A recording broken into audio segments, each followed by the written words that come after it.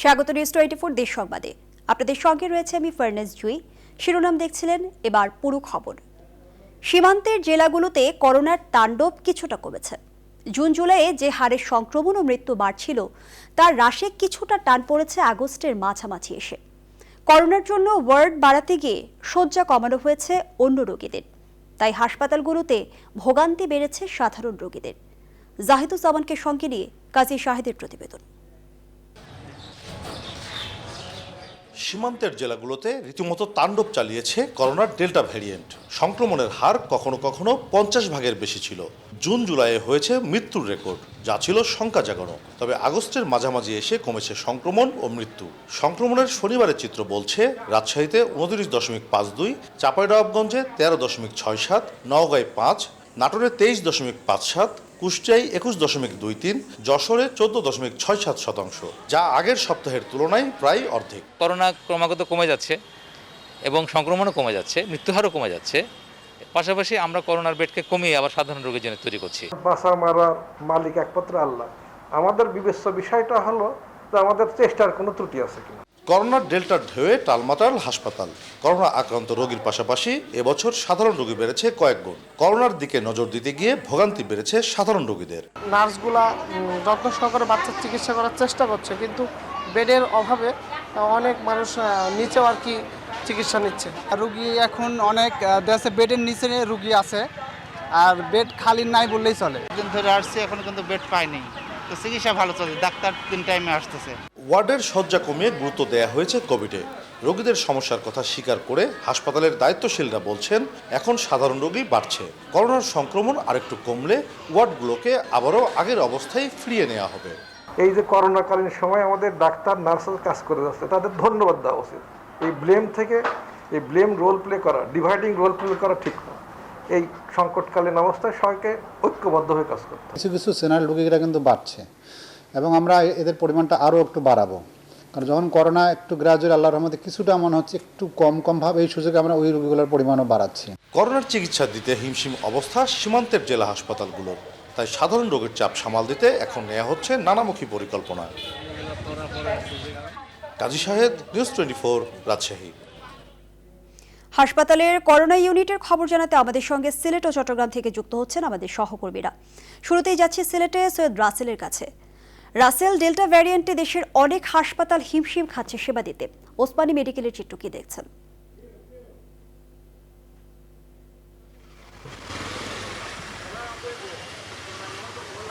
জি ধন্যবাদ জয়। আসলে সিলেটবাসীর জন্য আসার খবর হচ্ছে গতকালকে এবং গত পরশু মিলে আসলে সিলেট ওসমানী মেডিকেল কলেজ হাসপাতাল বলেন কিংবা কোভিড ডেডিকেটেড হাসপাতালগুলোতে রোগীর চাপ কিছুটা কমেছে, এটা নিশ্চিত করেছে আমাকে সিলেট ওসমানী হাসপাতাল কর্তৃপক্ষ। আমি এখন দাঁড়িয়ে আছি সিলেট ওসমানী মেডিকেল কলেজ হাসপাতালের সামনে।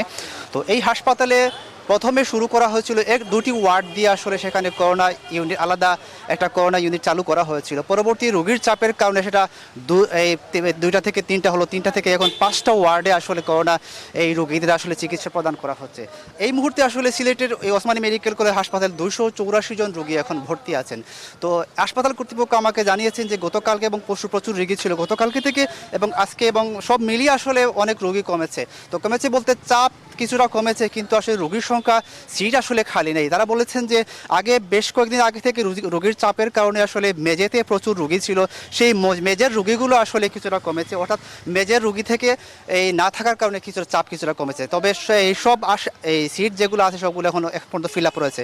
আর এই ওসমানী মেডিকেল কলেজ হাসপাতালে কোভিডের জন্য রয়েছে 10টি আইসিইউ বেড এবং নন কোভিডের জন্য 8টি আইসিইউ বেড। তো সবগুলো আসলে আইসিইউ বেড ফিল আপ। আমাদেরকে হাসপাতাল কর্তৃপক্ষ জানিয়েছেন যখন যারা এই সিরিয়ালে আছেন, যারা অতিরিক্ত রোগ বা বড় ধরনের সমস্যা হচ্ছে তাদেরকে আসলে সিরিয়ালগতভাবেই আসলে তাদেরকে আইসিইউ চিকিৎসা দেওয়া হচ্ছে। এই হচ্ছে এখানের অবস্থা। আর আরেকটা জিনিস জানিয়ে রাখি, এখানে আসলে যে ওসমানী মেডিকেল কলেজ হাসপাতালে যে 284 জন রোগী আছেন, সেখানে আসলে অক্সিজেনের জন্য খুব বড় কোনো সমস্যা হচ্ছে না, কারণ এখানে সেন্ট্রাল অক্সিজেন রয়েছে।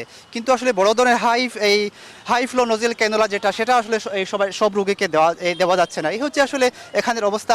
আর যদি আমি এই করোনা ডেডিকেটেড করোনা ডেডিকেটেড হাসপাতাল শহীদ শামসুদ্দিন হাসপাতালের কথা বলি, সেখানেও আসলে রুগীদের চাপ কিছুটা কমেছে। যেখানে দেখা যাচ্ছে মেঝেতে রুগী ছিল কিংবা বাইরে থেকে নতুন নতুন রুগী আসার যে চাপ এলো, সেই চাপটা আসলে কিছুটা কমেছে।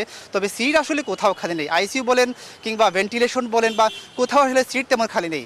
সব কথার শেষ কথা হচ্ছে চাপ কিছুটা কমেছে। এই হচ্ছে সিলেটের এই করোনা হাসপাতাল নিয়ে আসলে আমার কাছে সর্বশেষ। এখন এই ব্যাপারে জানাতে চট্টগ্রাম থেকে যুক্ত হচ্ছেন শেখ জায়েদ। আপনার কাছে জানতে চাইবো যে আপনার ওখানে হাসপাতালের চাপ এই কীরকম বা কমেছে কিনা বেড়েছে? জায়েদ।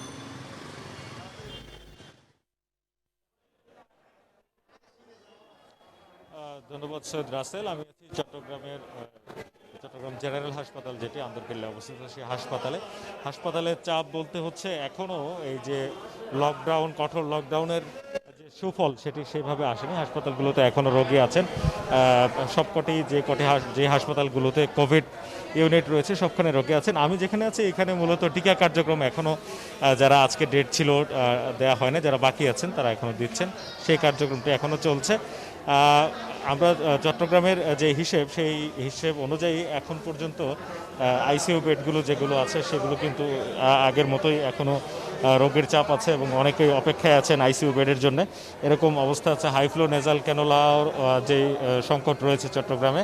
তবে গত কয়েকদিনে আমরা যেটি দেখেছি, এখানে করোনা আক্রান্তের সংখ্যা এবং মৃতের সংখ্যা সেটি কিন্তু কমেছে। আর লকডাউন যেহেতু এখন নেই, সেহেতু চট্টগ্রামে মানুষের জীবনযাত্রা, যেটা স্বাভাবিক জীবনযাত্রা, সেটি স্বাভাবিক আছে এবং মানুষজনের মধ্যে এই মাস্ক পরার প্রবণতাটি, যেটি আমরা কম দেখেছি, সেটি কিন্তু এখনও কমই আছে। মানুষজন অনেকেই মাস্ক পরছেন না, কেউ থুতুনিতে মাস্ক ঝুলিয়ে রাখছেন। এই অবস্থা আমরা যদি হাসপাতালের বাইরের চিত্র একটু আপনাদেরকে দেখাই, যে এই জেনারেল হাসপাতালের বাইরেও কিন্তু যদি দেখেন যে মানুষের যে অবস্থাটি, মানুষের যে ভিড় এবং স্বাস্থ্যবিধি না মানার প্রবণতার সেটি কিন্তু ব্যাপকভাবে রয়েছে। এবং চট্টগ্রামের যে হাসপাতালগুলো আছে সেগুলোতে এখনও পর্যাপ্ত পরিমাণে কোভিড আক্রান্ত রোগী ভর্তি আছেন এবং আইসিইউর জন্য এখনও অনেকে অপেক্ষায় আছেন। তো যেটি হচ্ছে যে লকডাউনটি গেল, কঠোর লকডাউন, এটি সুফল পেতে হয়তো আরও কয়েকদিন লাগবে। তবে শনাক্তের যে পরিমাণ পরীক্ষার তুলনায় সেটি কিন্তু কমেছে। আমরা গত 2 দিন ধরে যেটি দেখেছি যে সেটি মোটামুটি কমেছে। তো এখন আগামী কয়েকদিনে হয়তো বলা যাবে, যদি রোগীর সংখ্যা কমে হাসপাতালগুলোতে, তখন বলা যাবে যে কী অবস্থা দাঁড়ায়। ফিরছি স্টুডিওতে, জুই আছেন, জুইয়ের কাছে। জায়েদ এবং রাসেল, আপনাদের দুজনকে ধন্যবাদ জানাচ্ছি। দর্শক, সিলেট এবং চট্টগ্রাম থেকে হাসপাতালের করোনা ইউনিটের তথ্য তুলে ধরছিলেন আমাদের সহকর্মীরা। করোনা উপসর্গে আজও শতাধিক মানুষের মৃত্যু হয়েছে বিভিন্ন জেলার হাসপাতালে। এর মধ্যে সর্বোচ্চ ময়মনসিংহে 23 জন মারা গেছেন 24 ঘন্টায়। এসব মৃত্যু হয়েছে ময়মনসিংহ মেডিকেলের করোনা ইউনিটে। এরপর সর্বোচ্চ মৃত্যু হয়েছে বগুড়ার 3 হাসপাতালে 14 জনের। এছাড়া রাজশাহী মেডিকেলে মারা গেছেন 11 জন। এই সংখ্যা গত মাসের একই সময়ের তুলনায় কিছুটা কম। চট্টগ্রামে করোনা ও উপসর্গে আক্রান্ত রোগীদের মধ্যে 5 জন মারা গেছেন। কুমিল্লায় শুক্রবার বিকেল পর্যন্ত 10 জন মারা গেছেন বলে জানিয়েছে হাসপাতাল কর্তৃপক্ষ। এছাড়া বরিশালে 8, কুষ্টিয়ায় 9, সাতক্ষীরায় 3, যশোরে 2, খুলনায় 5, ফরিদপুরে 7 এবং টাঙ্গাইলে 3 জন মারা গেছেন।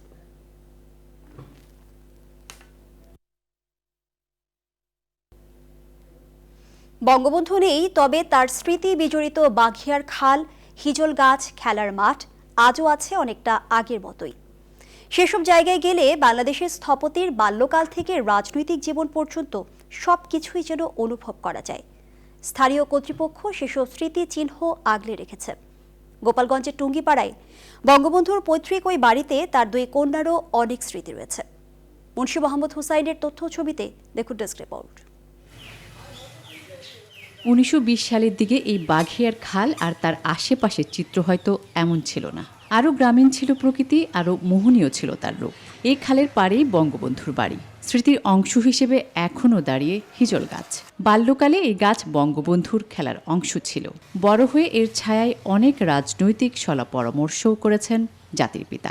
জাতির পিতা বঙ্গবন্ধু এখানে বসতেন এবং এই ঘাটলার এখানে তিনি গোসল করতেন, এই ছাওয়া জায়গা বসতেন। খুব আমোদ সামোদ করতেন, কথাবার্তা করতেন। আর করে দেখ কোনো একদিন বাংলাদেশ হবে, পূর্ব পাকিস্তান বাংলাদেশ হবে, এরকম বলতেন। অনেক কিছু বলতেন, লোকজনের সাথে খুব সুন্দরভাবে চলাচলতি করতেন। তার নিত্য কার্যক্রমের একটি বড় অংশ জুড়ে ছিল বাঘিয়ার খালের ঘাট। শুধু বঙ্গবন্ধু নয়, তার 2 কন্যা ও অন্য সন্তানেরাও এই ঘাটে বাল্যকাল ও কৈশোর কাটিয়েছেন। আধুনিকায়ন করা হলেও সেসব স্মৃতি এখনও অমলিন স্থানীয় মানুষের কাছে। জাতির জনক বঙ্গবন্ধু শেখ মুজিব এই ঘাটে গোসল করতেন এবং তার 2 কন্যা জননেত্রী শেখ হাসিনা এবং শেখ রেহানা এখানে গোসল করতেন এবং বঙ্গবন্ধু এখানে এসে গ্রামের যারা তার সমকক্ষ ছিল তাদের লয়ে এখানে বসে গপ্পগুজব করতেন। পৈতৃক ভিটার একপাশে ছোট্ট খেলার মাঠ জাতির পিতা ও তার বাল্যবন্ধুদের দুরন্তপনার সাক্ষী। বঙ্গবন্ধুর পায়ের চিহ্ন পড়া এসব স্মৃতি সংরক্ষণে কাজ করছে টুঙ্গিপাড়া পৌরসভা। মেয়র বলছেন, এই জায়গাকে আরও আকর্ষণীয় করতে প্রয়োজনীয় উদ্যোগ নেওয়া হবে। আমাদের আরও ভবিষ্যতে ইচ্ছা আছে যাতে এই গাছ বা ঘাটলা বা তার খেলার মাঠ যেখানে যা আছে আরও সুন্দরভাবে আমরা সংরক্ষণ করতে পারবো, এই আশা আমাদের ভিতরে আছে। জাতির পিতার এসব স্মৃতিচিহ্ন দেখতেই প্রায়ই দেশের বিভিন্ন প্রান্ত থেকে ছুটে আসেন মানুষ। এ যেন বঙ্গবন্ধু শেখ মুজিবুর রহমানকে হৃদয় দিয়ে অনুভব করা। Desk report, news 24। হাজার বছরের শ্রেষ্ঠ বাঙালি বঙ্গবন্ধু শেখ মুজিবুর রহমানের আদর্শ, দেশপ্রেম ও বলিষ্ঠ নেতৃত্বে মুগ্ধ হয়েছিলেন বরগুনার তালতলী উপজেলার এক অজপাড়া গাঁয়ের কৃষক মোহাম্মদ ইসহাক শরীফ। ছোটবেলা থেকেই বঙ্গবন্ধুর প্রতি ছিল তার অপরিসীম শ্রদ্ধা আর ভালোবাসা। তাই তো তাকে হত্যার পর 46 বছর ধরে কালো পোশাক ও খালি পায়ে হেঁটে কাটিয়ে দিয়েছেন তার গোটা জীবন। মৃত্যুর আগে তার একটাই চাওয়া, বঙ্গবন্ধু কন্যা প্রধানমন্ত্রী শেখ হাসিনাকে একবার দেখতে চান তিনি। বরগুনার প্রতিনিধি সুমন শিকদারের তথ্যচিত্রে ডেস্ক রিপোর্ট। বরগুনার তালতলী উপজেলার উত্তর চরপাড়া গ্রামে 1928 সালে জন্মগ্রহণ করেন মোহাম্মদ ইসহাক শরীফ। জীবন ও জীবিকার খোঁজে ঢাকা, চট্টগ্রাম সহ দেশের বিভিন্ন স্থানে ছুটে বেরিয়েছেন ইসহাক।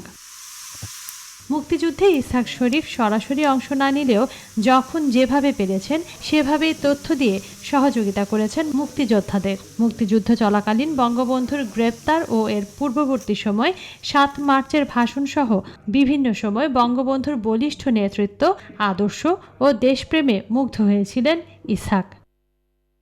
1975 সালের 15ই আগস্ট বঙ্গবন্ধুকে হত্যার খবর শুনে ধানমন্ডির 32 নম্বর পর্যন্ত গিয়েও মিলিটারিদের ভয়ে ফিরে গিয়েছিলেন তিনি। একবারের জন্য দেখা হয়নি তার প্রিয় নেতার সঙ্গে শেষ বিদায়ের সময়। এরপর কেটে গেছে 46 বছর। জীবনের এতগুলো বছর শোকের প্রতীক হিসেবে কালো পোশাক ও খালি পায়ে কাটিয়ে দিয়েছেন ইসহাক। তার মারি ফেলাইছে পরিবেশ সহ। এখন আমি গেছি যাইতে যে বেতাল দেখতে আমি পালাইয়া এদিকে আমার কাজকর্ম আমি করছি আর এই কালা পোশাকে আমি পিনতে আইছি। বর্তমানে ইসহাকের বয়স 92 বছর। জীবন সায়ান্নে দাঁড়িয়ে এখনও তিনি বঙ্গবন্ধুর কথা বলতে গেলেই ডুকরে কেঁদে ওঠেন। শেষ বয়সে এসে একটাই চাওয়া, বঙ্গবন্ধু কন্যা প্রধানমন্ত্রী শেখ হাসিনার সাথে একবার দেখা করে মরতে চান এই মুজিব প্রেমী। শেষ বয়সে যদি দেখা করি যাইতে পারি আর একটু দোয়া নিতে পারি তাহলে আমার একটু সৌভাগ্য। যে কোনো প্রয়োজনে ইসহাক শরীফের পাশে থাকার কথা জানান উপজেলা আওয়ামী লীগের সাধারণ সম্পাদক। তার একটাই চাওয়া যে বঙ্গবন্ধুর খুনিদের যতদিনই বিচার না হবে ততদিনই তিনি আর কোনোদিন সেলাই করা কাপড় পরিধান করবেন না এবং পায়ে জুতা দিবেন না। বিভিন্ন সময় অভাব অনটনের মধ্য দিয়ে জীবন অতিবাহিত করলেও ইসহাকের কোনো প্রত্যাশা নেই। তার একটাই চাওয়া, বঙ্গবন্ধুর সকল খুনির শাস্তি। Desk report, news 24। দেশ সংবাদের এ পর্যায়ে একটা বিরতি নিচ্ছে, সাথেই থাকুন। বিরতির পর আবারও স্বাগত, দেখছেন নিউজ 24 দেশ সংবাদ। খাগড়াছড়ির গুইমারায় মুজিব বর্ষে প্রধানমন্ত্রীর উপহার গৃহহীনদের জন্য ঘর নির্মাণ প্রকল্পে অনিয়ম দুর্নীতির অভিযোগ উঠেছে। সরকারি অর্থায়নে এসব ঘর নির্মাণ হলেও হাফছড়ি ইউনিয়ন পরিষদের চেয়ারম্যান এবং ইউপি সদস্যদের হাতে 30 থেকে 50 হাজার টাকা না দিলে মিলছে না এসব ঘর।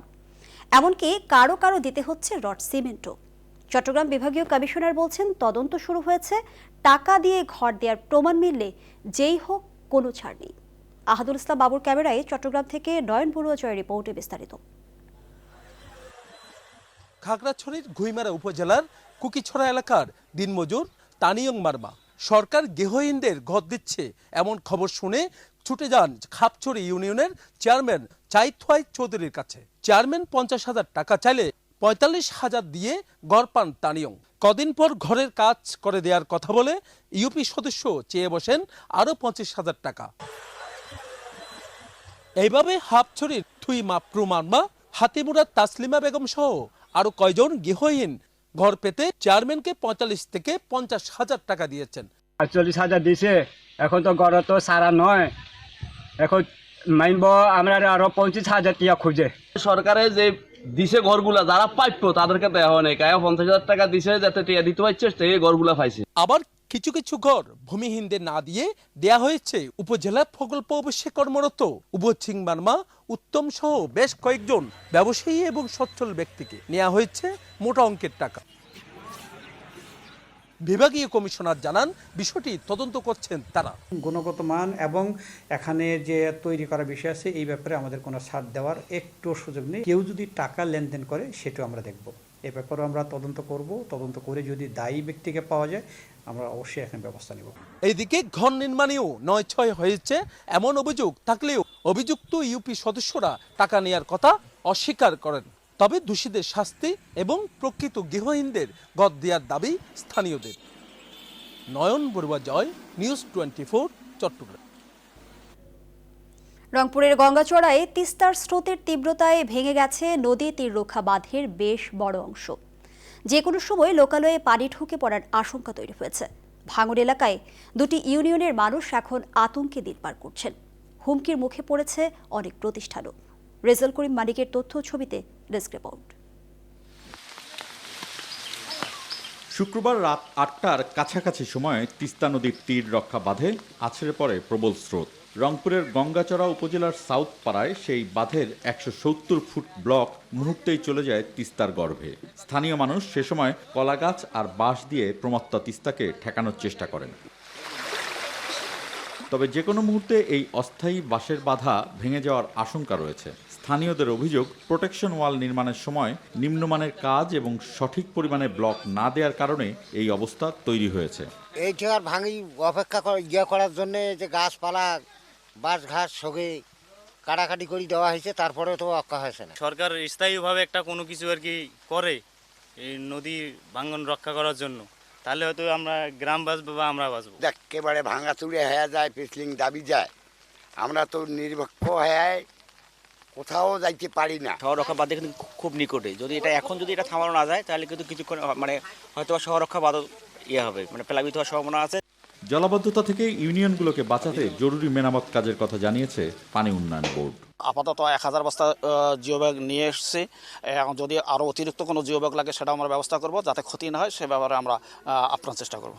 রংপুরের গঙ্গাচড়ার মানুষের দীর্ঘদিনের দাবি পূরণে 2020 সালে তিস্তা নদীর ডান তীর রক্ষা প্রকল্পের আওতায় এই বাঁধ নির্মাণ হয়। বছর ঘুরতে না ঘুরতে এই বাঁধে ভাঙন দেখা দিল। Desk report, news 24। হঠাৎ পানি বেড়েছে তিস্তা নদীর, পানিবন্দী হয়ে পড়েছে চরাঞ্চলে 30,000-এর বেশি মানুষ। বিস্তারিত জানাতে রংপুরের গঙ্গাচড়া থেকে যুক্ত হচ্ছেন সহকর্মী রেজাল করিম মানিক। মানিক, নদী ভাঙনে প্রতিদিন নিঃস্ব হচ্ছে মানুষ, কি পদক্ষেপ নিচ্ছে স্থানীয় প্রশাসন?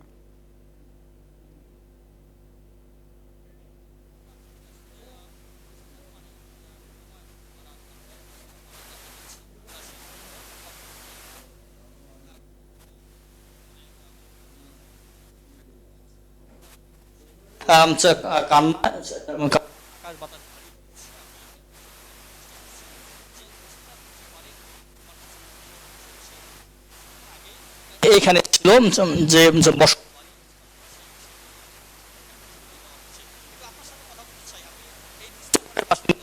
তো অনেকবার আপনি ঘর বাড়ি সরিয়েছেন, তো কি পানি উন্নয়ন বোর্ড কোনো ব্যবস্থা নিয়েছে কিনা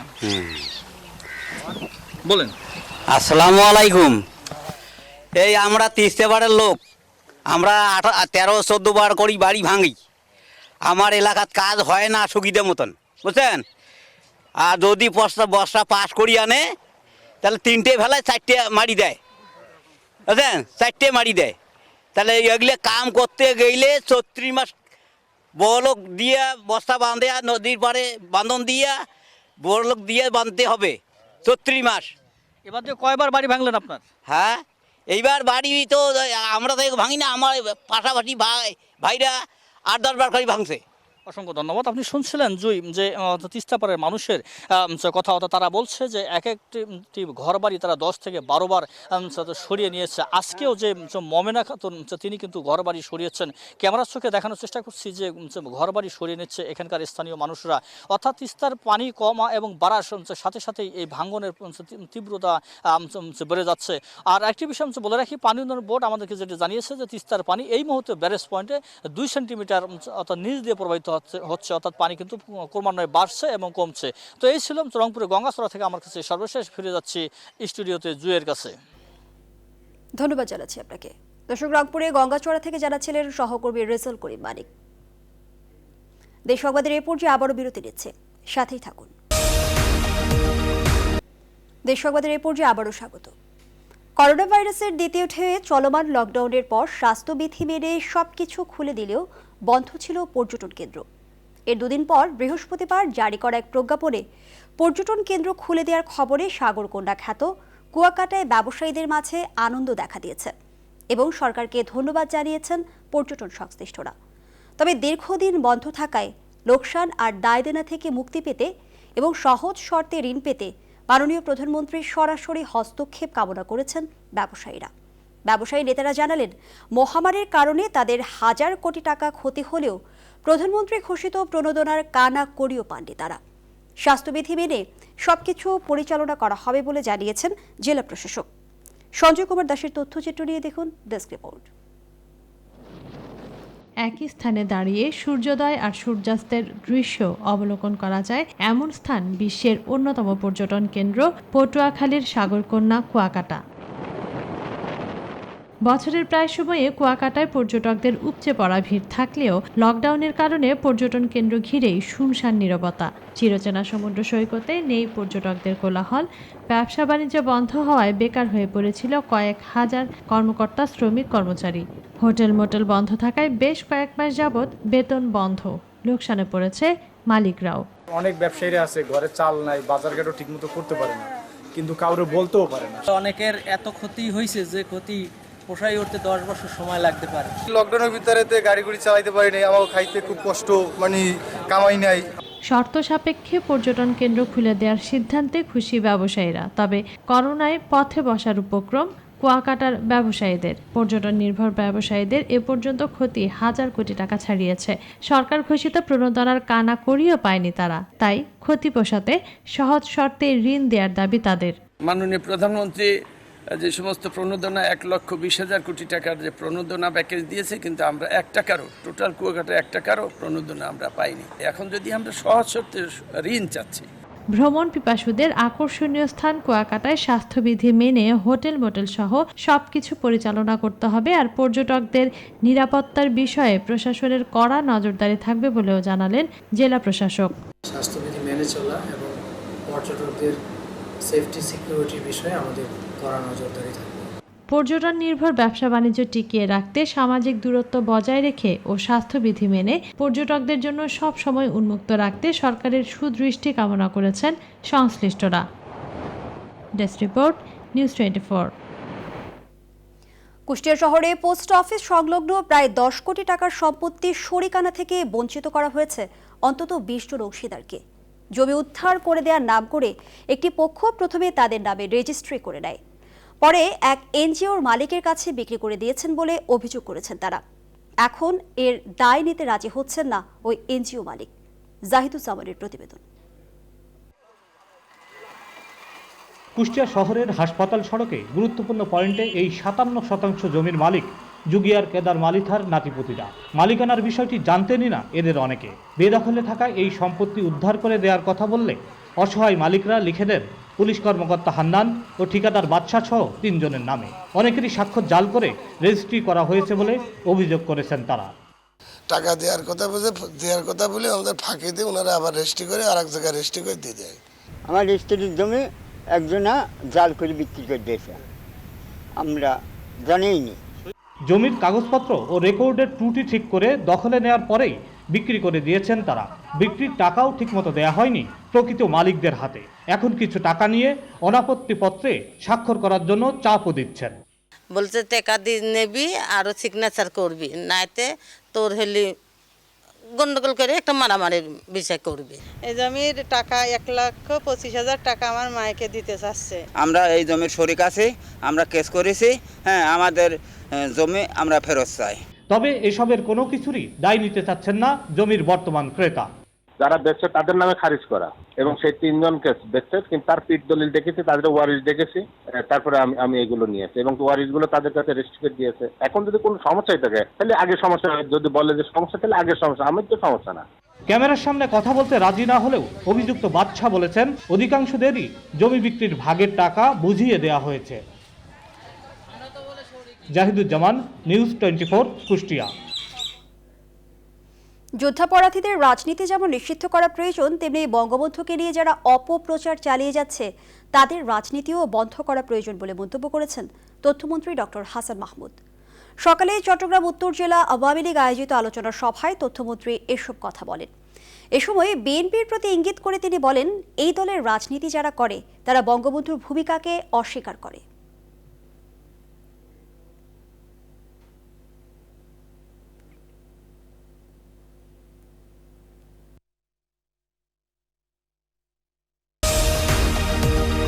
আবারও স্বাগত, দেখছেন দেশ সংবাদ।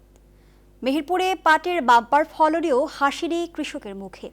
পানির অভাবে বিপুল পরিমাণ পাট জাগ দিতে পারছেন না তারা। খালবিল কিংবা নদীতে পাট জাগ দেওয়ায় নিষেধাজ্ঞা থাকায় অতিরিক্ত খরচ হচ্ছে কৃষকের। একই সাথে ভরা মৌসুমে দাম কমে গেলে লোকসানের শঙ্কাও রয়েছে। মেহেরপুর প্রতিনিধির তথ্য ছবিতে ডেস্ক রিপোর্ট।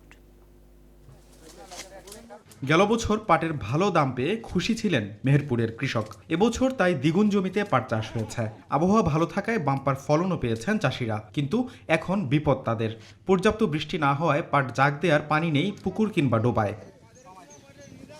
এই অবস্থায় বিকল্প হতে পারে নদী, খাল, বিল, কিন্তু সেখানেও স্থানীয় প্রশাসনের নিষেধাজ্ঞা। তাই পাম্প দিয়ে ভূগর্ভের পানি উঠিয়ে তা ব্যবহার করতে হচ্ছে। পানি কাজে খুব সমস্যা, পানি নেই গেলে, তো এখন পাট এবার দামও কম। পাট করে এখন কিছু সব লস। এখন ধরেন ওই সেই মাঠের ভোগে থেকে পাট আনতে গেলে 1 বিঘে ভুঁই পাট আনতে গেলে প্রায় 12-13 টাকা খরচ হয়েছে। কিনা জমিতে পাট জাগ দিতে হয়েছে, তাতে আমাদের খরচ বেশি হয়ে যাচ্ছে। আমাদের পাটে কোনো কালার হয়েছে না, কালো পেতনি হয়েছে, এই সালো মাসে পানি দিয়েছে। এবছর পাটের দাম ভালো থাকবে বলে আশা কৃষি কর্মকর্তাদের। একই সঙ্গে পাট জাগ দিতে আধুনিক পদ্ধতি অবলম্বনের পরামর্শ তাদের।